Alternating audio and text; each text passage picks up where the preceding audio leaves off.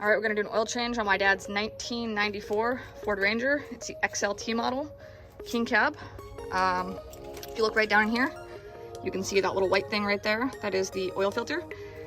And if we step back and we go underneath the truck, you're gonna jack it up to make this easier.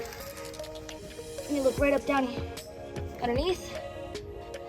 That right there is your oil pan. See right down here, we got a 3-ton heavy jack right on the frame. You want to make sure you don't hit the frame or the body at all when you're jacking something up, because you will bend your frame and total your car. Okay, Dennis is going to put a jack stand underneath here. For safety, you should always use a jack stand or two, just to if your jack ever gives out, it'll drop right onto your jack stand. Alright, we're going to let it down nice and easy, right here on the jack stand.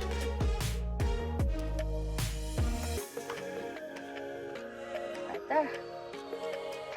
A 1/2-inch ratchet socket for the drain plug. All right, so got the 1/2 inch on there, good and snug. This person who owned this car rounded the bolt off a little bit, so we had to get a short 1/2 inch on it to make sure we didn't round it off anymore. And then Dennis got it loosened up, and now he's taking it out by hand.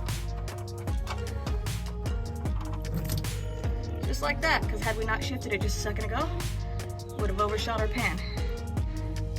So the oil filter that we're putting in is a FRAM. It's a Tough Guard 3600, which will go about 7,000 to 10,000 miles. It says 24,000 miles on the box.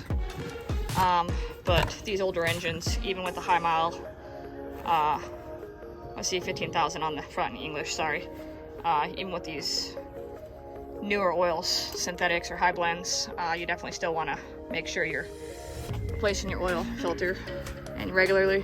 You see Dennis down there spinning it out right now. We did break it loose with our wrench from the top, so now he's just making sure he's got the oil pan in the right direction so it doesn't hit him in the face, which it might have just done.